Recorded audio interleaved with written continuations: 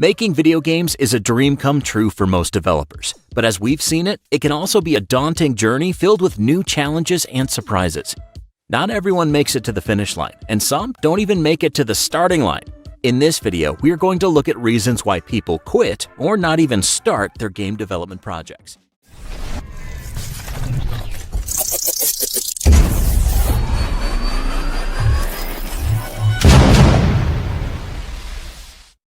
Welcome back. We make videos to help you learn about the gaming industry so that you can elevate your games and inspire others. If you're on a game dev journey yourself, consider subscribing. We'd love to help you along the way. And if you'd like to continue the conversation, join our Discord server. Check out the description for an invite link. Number 10.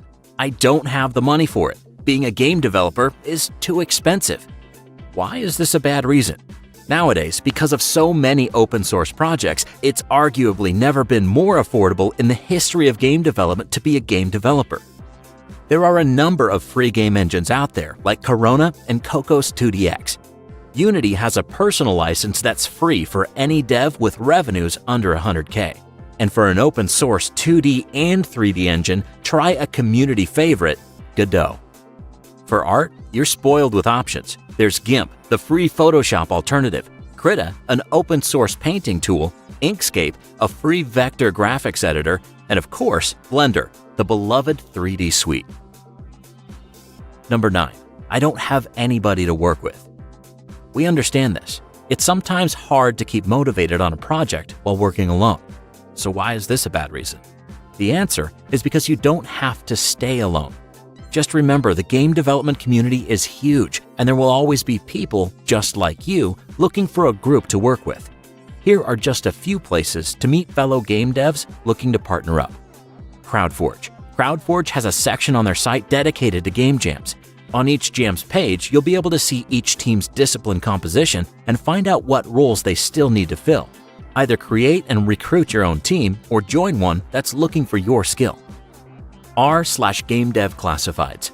Reddit's Game Dev Classifieds is still a very active subreddit with over 40,000 members. And finally, the many game dev Discord servers out there that provide a platform for people to form game dev teams, like Ask Game Dev's Discord server. All of that said, if you really are a lone wolf, there are plenty of solo devs that have seen success taking the road less traveled. Check out this playlist for some of the best solo dev success stories. Number 8. I'm too young. We see this one a lot, and every now and then we get someone asking, am I too young to make games? Why is this a bad reason? Well, first, let's clear up one thing right now. You're never too young to start your game dev journey. If you're old enough to be interested in game development, then you're old enough to make your first game. If you're interested in coding, there are a number of accessible coding courses designed for people of all ages. Code.org is a nonprofit dedicated to expanding access to computer science in schools. They also have online courses designed for grades K through 5, 6 through 12, and beyond. If you'd like to try your hand at design, there's BAFTA's Young Game Designers Initiative. It's a yearly competition where young designers create, develop, and present their new game ideas to the world. Aspiring game designers aged 10 to 18 can compete to win the YGD Game Concept Award or the YGD Game Making Award. For more info, check out BAFTA's website. Number 7. I don't know what engine to use. This one can cause people to stumble right out of the gate. You might even find yourself going through analysis paralysis, making sure that you've chosen the right one. Why is this a bad reason? Well, just because there are a wealth of engines to choose from doesn't mean you should get stuck right at the start. To simplify things, here are some questions to ask yourself when choosing an engine. 1. Is this engine suitable for the type of game that I'd like to make? Are there any comparisons? 2. Do I have the knowledge to use this engine? If not, can I learn from the documentation or books? Are there enough tutorials for this engine that feature the type of game I want to make? Number 3. Do I have the hardware to support this engine? Number 4. Does this engine support the platform that I want to release on? Number 5. Am I okay with this engine's license and/or fees? For more on game engines and the type of games you can make on each, check out this playlist of game engine showcases. Number 6. I didn't go to a game design school.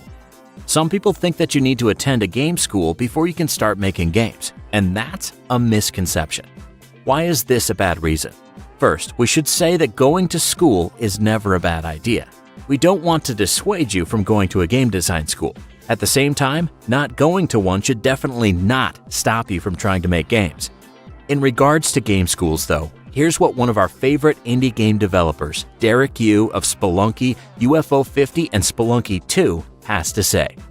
The most important thing to know about video game development and schooling is that no one, whether it's an indie studio or a big company, cares about degrees. How could it when some of its most prominent members are dropouts or never-beens? John Carmack, Cliff Bleszinski, Jonathan Blow, and Team Meat are all prominent members of this club. You can read more of his tips on Gama Sutra. We'll leave a link to the blog post in the description.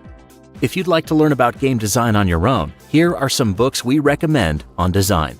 The Laws of Simplicity by John Maeda. Level Up, The Guide to Great Video Game Design by Scott Rogers. The Art of Game Design, A Book of Lenses by Jesse Schell. A Theory of Fun for Game Design by Raf Koster. Number 5. I can't make art. Creating art is tough, and some of the best, highest-selling indie games out there have amazing art. Cuphead! So we can really sympathize with this one. So why is this a bad reason? Well, if you really can't make art, there are at least 3 things you can do. Number 1. Learn. There are so many great artists out there sharing their techniques.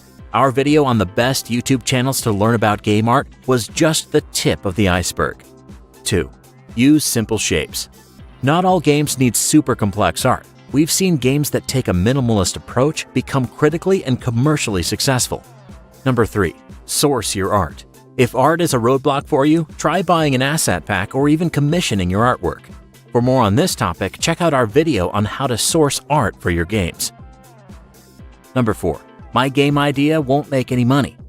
Some people think their idea is too niche to garner any sort of attention or success. Why is this a bad reason? Well, we'd caution setting high financial expectations. In most cases, trying to make a lot of money, especially with your first game, is not a realistic or probable goal. As we've seen, making an indie game does not guarantee you any money at all. In fact, many developers have lost a substantial amount of money. With your first game, your goal should likely be to ship and to better yourself for your next effort. If you can ship a game and learn from it, that's already a huge accomplishment. Number 3. I don't know where to learn about game dev. Why is this a bad reason? This is a bad reason because we live in the age of learning. You can learn coding for free on sites like Khan Academy or Code Academy. You can also find full game dev courses for various engines on sites like Udemy. And lastly, you can learn a lot of what you need to know for free on YouTube. Some channels we'd recommend learning game dev from are Brackeys and Blackthorn Prod. For our full list of recommendations, check out our video on the best game dev YouTube channels.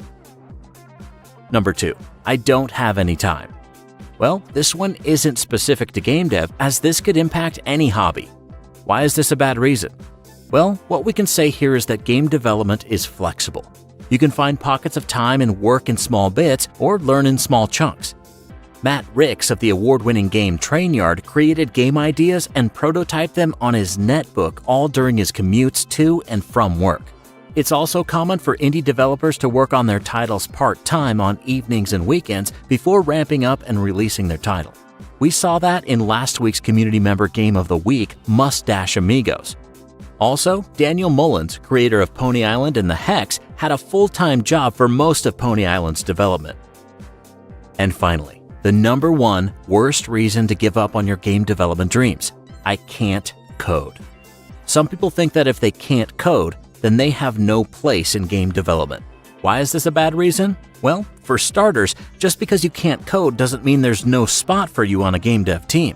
As we've seen in previous videos, all game development teams are comprised of people across a variety of disciplines, including art, design, marketing, project management, and more.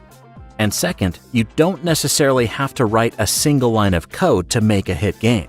We've seen amazing titles come from no-code game engines. And finally, if you can't code now, there's no reason you can't start learning. If there's one thing that we want people to take away from our channel, it's that if you have a passion for game dev, you can learn anything that you put your time and effort into at any stage in your life. Excuse me, there is a message for you.